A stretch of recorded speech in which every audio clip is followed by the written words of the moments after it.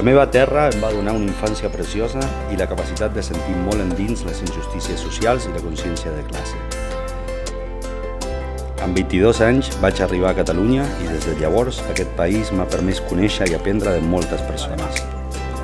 L'esperit de cooperació, la cultura de la pau, la desobediència civil són el patrimoni que he rebut de totes elles.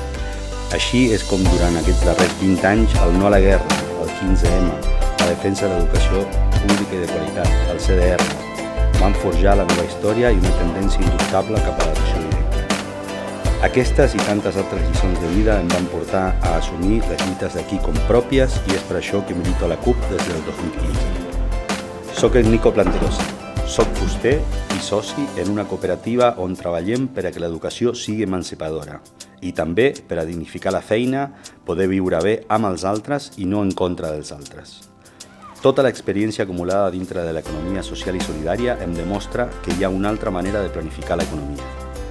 A Cardedeu, l'economia ha d'estar al servei de les persones i no de les injustícies. Per això, anem més enllà.